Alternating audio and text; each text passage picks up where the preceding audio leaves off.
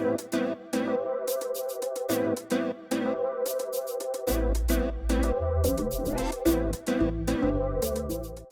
of course, let's start perhaps from the basics before we get into more details. Obviously, everyone's talking about AI because of ChatGPT and the end of the world as we know it, and so on. But I would like to hear from you, given your experience.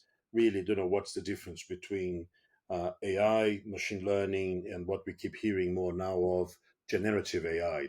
Briefly for us poor mortals, what is the difference, or are they the same thing? Yeah, you're right. It can be confusing.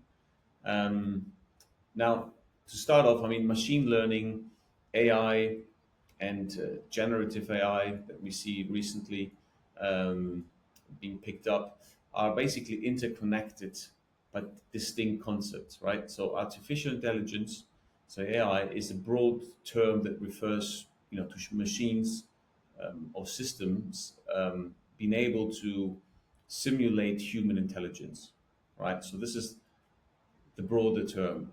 Now, machine learning is kind of a subset of AI. That what it does, it involves the ability of machines to learn and improve from experiences without being explicitly programmed. So that's really the unique point of machine learning. And what it does is it uses algorithms to analyze the data, learn from it, and then make a decision or prediction.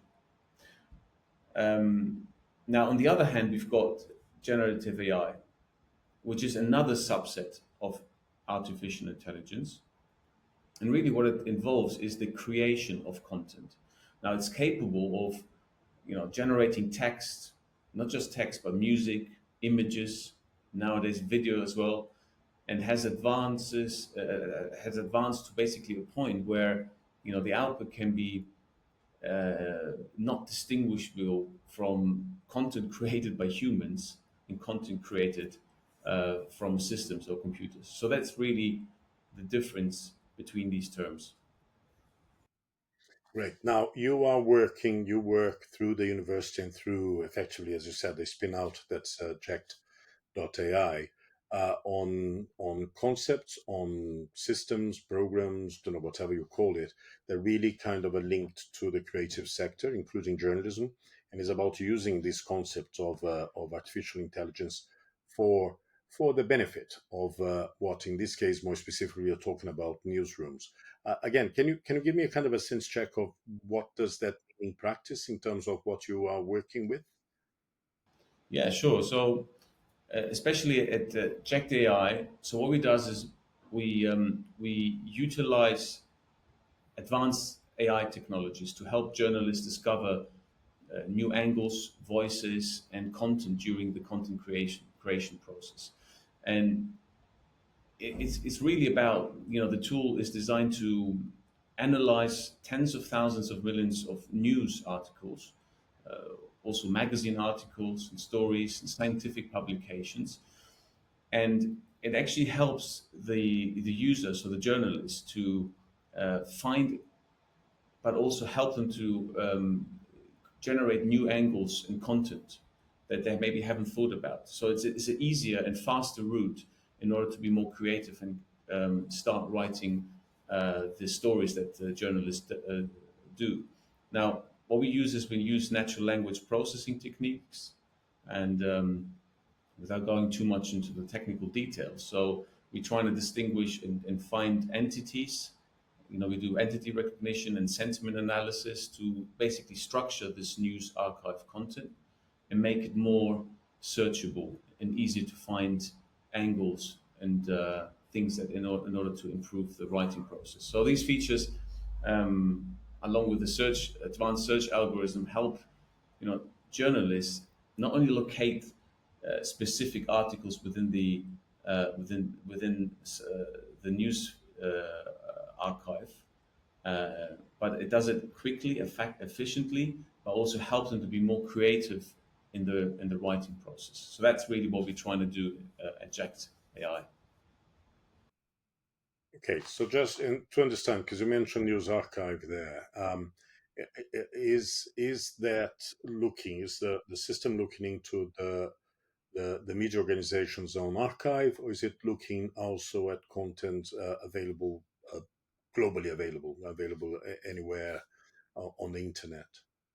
Okay, yeah, of course. I mean, clearly that what we have is um, different avenues. So we manipulate information generated from millions of published news stories, magazines and articles and scientific publications that exist, and they're out there, and we exploit these articles, and we have a processor in place where we process these articles daily in the thousands. But also, what we also have is this ability for to integrate seamlessly with existing news archives. So imagine now if a user or a newsroom has a database of news stories that they want to exploit and see how they could actually find older articles in order to maybe generate some of the news articles that they want to write now. Now, it's Jacked AI is designed to assist newsrooms in extracting maximum value from the archive. So what we do is we use AI-powered search to help journalists quickly discover relevant content within their archives. And what we do is we identify, again, we extract all the entities such as people, organizations, locations, and providing sentiment analysis to understand the tone of the articles.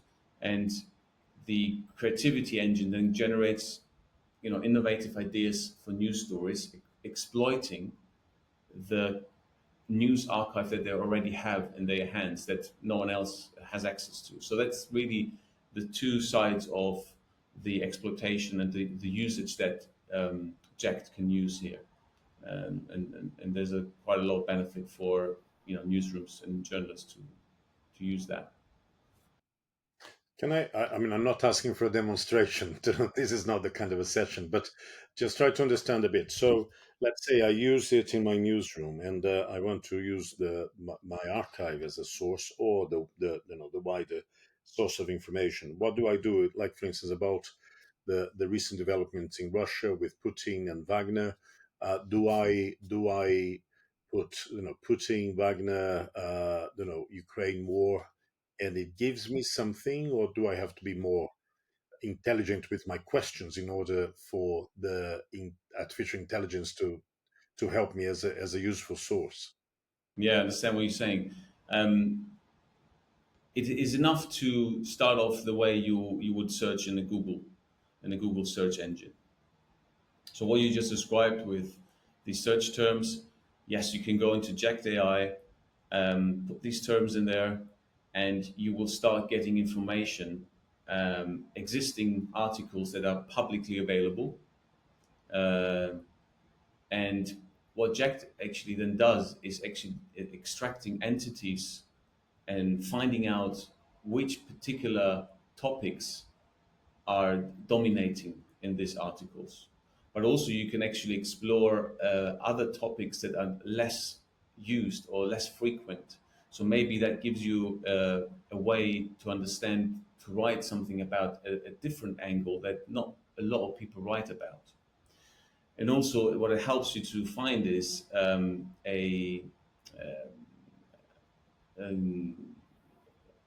people who write about these news stories that maybe are not less known. So what we're trying to do with the algorithms is to generate a diverse way of um,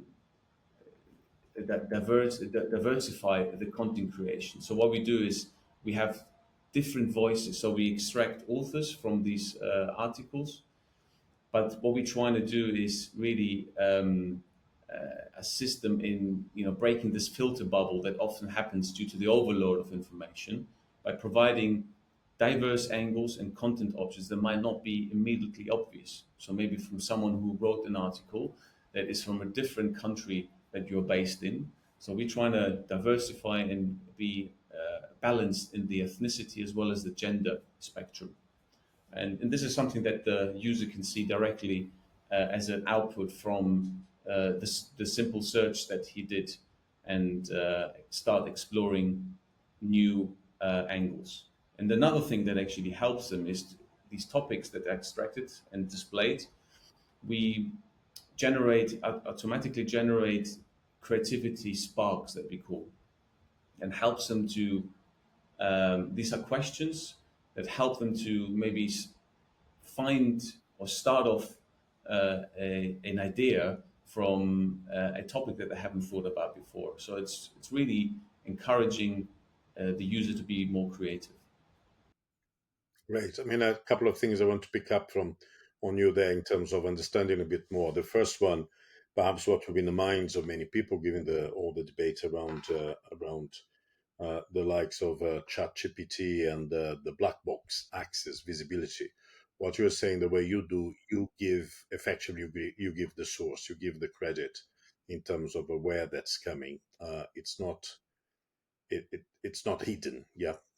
Yeah, it is interesting. I mean, I don't know whether this is something that's of interest, but if you compare it now to generative AI, and what ChatGPT, for example, does is, now the users will inevitably affect publishers' bottom line ad revenue, simply because they trying to go around the news provider, right? So, and also ChatGPT, you never know from where really the information is, and you've heard about hallucinations. So where the tool makes something up, and a news website publishes it without checking. So that's really dangerous. And really, what we're trying to do here is we provide trusted, human verified, high quality content that helps people make decisions and how to write, but faster and in a creative way. Great. No, that's a relief for many, I think, when we're talking about a source, given that the concerns about you using a tool that gives you that can be a source of information, but you don't know quite where the information is quite a concern for many, as you would expect. So this is great. But the other element as well, I was going to explore with you, and I mean, this may apply to AI, but also other tools like that, is because that's a key thing for a journalist as well in terms of the concept of the source, of being a source. I would imagine still we are in the territory of the known knowns, as Donald Rumsfeld would describe it, and not the known unknowns. Basically, you cannot extrapolate necessarily about this is not being covered. These are questions not be asked. This is a kind of a source that hasn't been explored, and so on. Is that something that you think you're getting to, or it still is very much based on what exists and then potential angles or differences, different ways of approaching or using different voices? Yeah. So just to make sure I understood your question with regards to that. So what you're saying is how the user can really be sure about the sources that he sees. Yeah, it's less about the source, but one of the issues for when we begin to use about we start talking about using what's available there as a way of provide as being a source of different angles, different approaches, and so on. They still are based on what is already being done, yeah, not about what might be done. So let's say Ukraine again. It may talk about things that are being talked about or written about, but do we have, or are we moving towards the ability to say, look, all this is being said, but there's been no mention whatsoever of region X or city Y, so it might be worth keeping an eye on that, because journalists tend to only report what they know. They tend to be really poor at reporting what they don't know, or parts of the story they don't quite understand yet. Is that something that tools like that could help change that approach? Yeah, and completely see that this is a direction that AI will go into, especially in the newsrooms. And it seems to me that newsrooms should, or even journalists should see an opportunity here, rather than be scared of maybe what's coming in terms of the generative AI or generally the AI. Um, it is interesting to see the potential for newsrooms in terms of predicting certain events. And now we are actually trying with Inject AI. We are developing some new algorithms to help users see some certain gaps that exist in certain areas, in certain topics that are currently discussed. You mentioned about the war in Ukraine, and there might be some articles that write about potential consequences or ramifications. So we could actually find these particular articles, generate some angles from it and some interesting topics, and allow the user to be more creative in understanding what could be the potential outputs.